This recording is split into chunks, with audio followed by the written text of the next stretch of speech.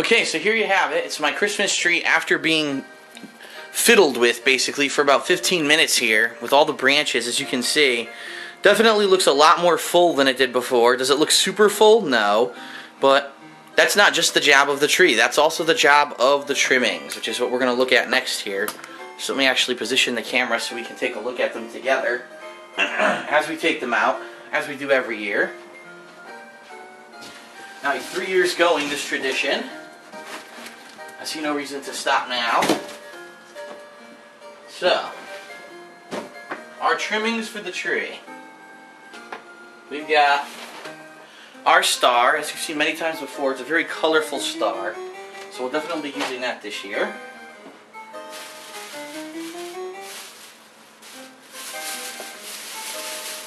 Our garland. And our garland is actually what we should put on first before we put on any ornaments. If you remember, last year we had a lot of gaming-related stuff. We've got Dante from Dante's Inferno in here. We've got Mickey from Epic Mickey, even though he probably doesn't deserve to go on the tree after how bad that fucking game was last year. And I hadn't known that up to then. Lots of gaming-related stuff, but I think what we should focus on right now is getting the garland on the tree, because this could be a time-consuming and tricky part. Could actually be a little bit more annoying than actually sitting through an entire Kevin Butler PS3 commercial, but I digress. So let's let's try to get some garland on this tree. Sounds like the Grinch. You're a mean one, Mr. Grinch. We got a little mini garland here. I guess we'll put that on top. Dun, dun, dun, dun, dun, dun, dun.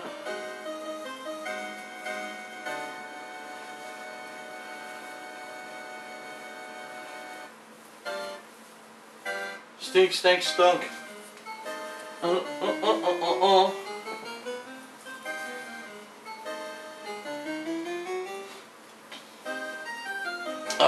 Getting the cold around Christmas is the worst, man.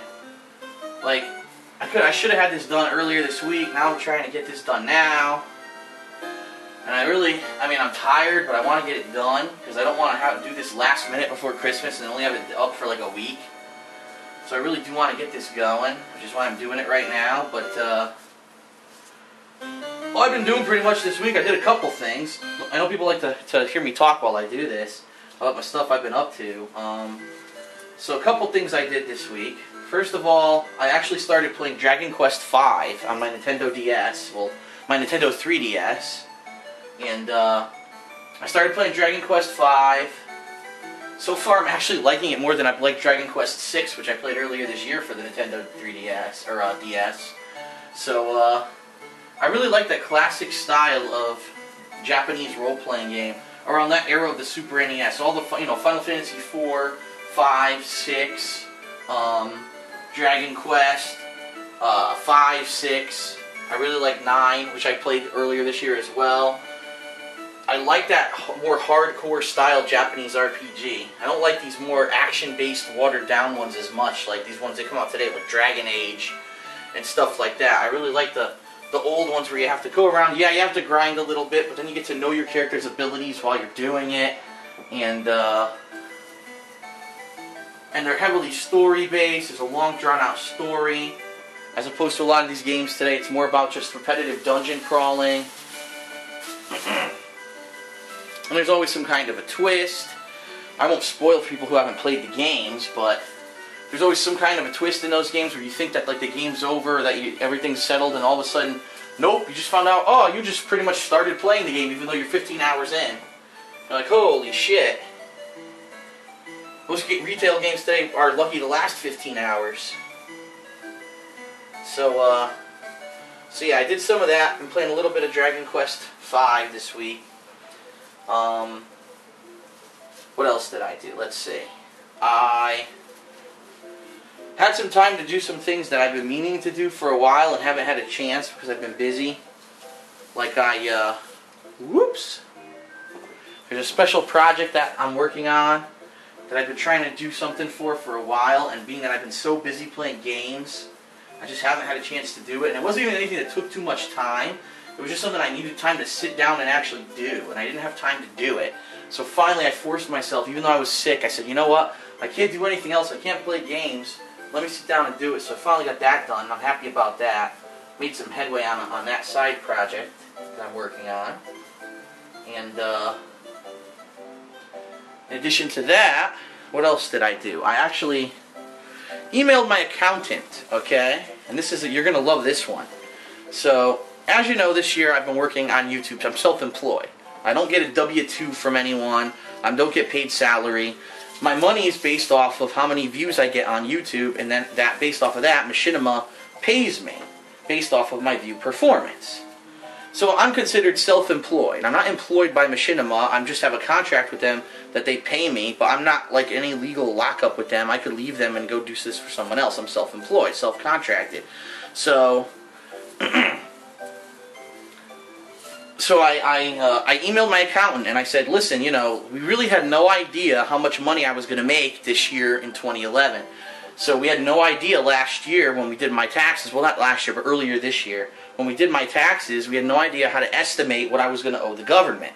So he had given me some really lowball figures of what I should pay. For those that don't know, when you're self-employed in the United States, the way that taxes work is completely different than the way that taxes work if you actually are like an hourly or a salary employee. What you're required to do, instead of just filing your taxes and then finding out if you owe money or if you're going to get a rebate, the government actually expects you to estimate what you owe them during the course of the given year, even though, keep in mind, you have no idea how much money you're really going to make.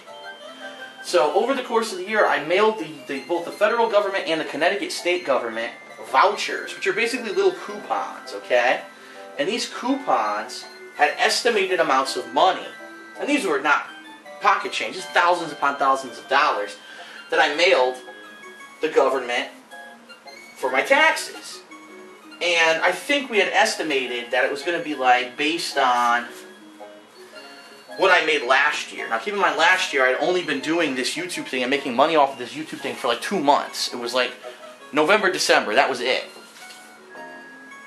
Previous to that, I had been getting paid salary from my former employer before they laid me off. So I finally did some rough math. I did some rough math, okay? And I sent it to my accountant and I said, well, good news. It looks like this year, this will come as news to everyone who's watching this, because I haven't really talked about this at all. I actually, this year, okay, doing this full-time on YouTube, actually did make more money doing this full-time on YouTube than I made when I had my previous full-time job that was salary, okay? So this is working out really freaking well for me. I get to play games, enjoy myself, have fun with fans, and I'm actually making more money than when I had that 9-to-5 grind job, okay? So that's amazing. And again, I have to thank everyone, you know, especially during now the holiday season, for making that possible, for watching my stuff, liking my stuff, and supporting me all through all the tough times that we've had, because I never would have got this far without you guys. So thank you. But anyway, so I found out, wow, I actually made more money in 2011 than I did in 2010. So I sent him the figures. And he says, well, Phil, I've got bad news for you. In the country of the United States of America, I can let you hear this. In the United States of America, if you are self-employed, meaning if you have no income that's considered salary or hourly from a corporation, you are required to pay 15.3% extra tax on top of what everyone else has to pay. So let's think about this right now. The economy is tumbling in America. Small businesses left and right are closing down, going out of business. Everyone's losing their job. We are taxing people who are self-employed and running their own businesses 15.3 extra percent for no reason. And that's literally what my accountant said. He says, there's no reason for it. That's just the way the government operates. They feel that because you're self-employed or you own your own business, that they could just take more from you for no reason. So this is pretty messed up if you really want to know the truth about it.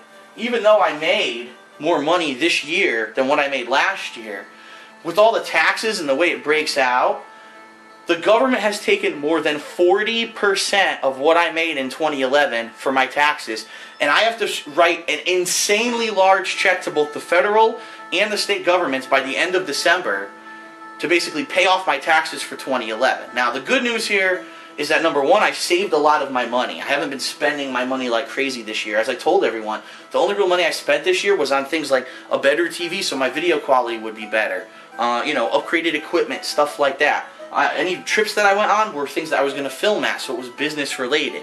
I didn't go crazy. I didn't buy cars. I didn't go buy expensive clothes and all kinds of shit like an asshole. So I saved up enough money, that's the good news, that I'm not broke and I could actually afford to pay off these taxes by the end of the year.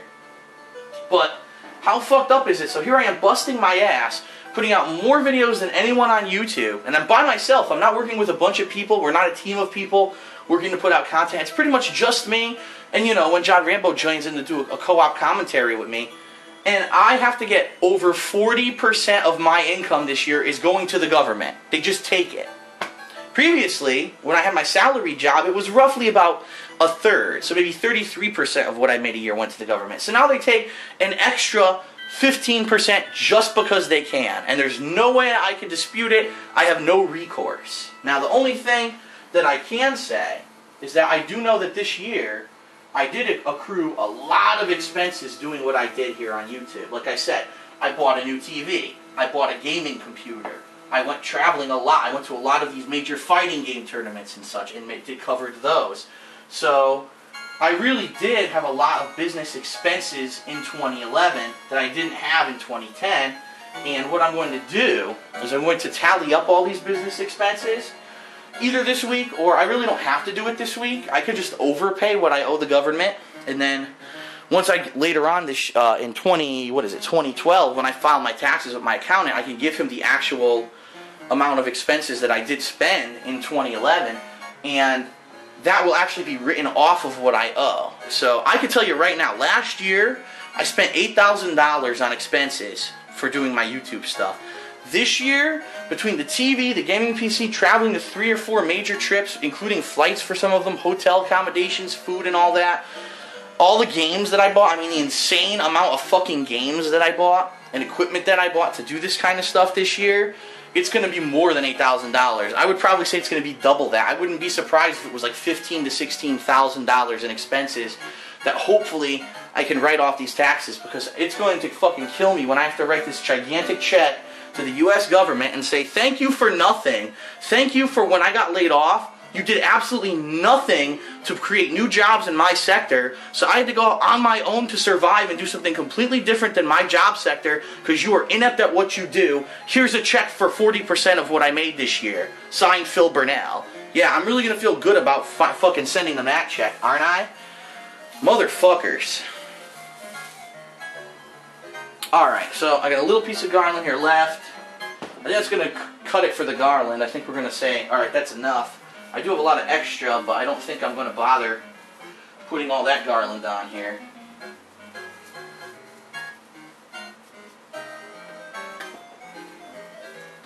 Alright, so the garland is on the tree. This step is complete, and I've ranted about the U.S. government stealing my money. So up next, we'll be taking a look at all the ornaments that I have here. We'll be taking them out of the box, and then we're going to start positioning them on the tree.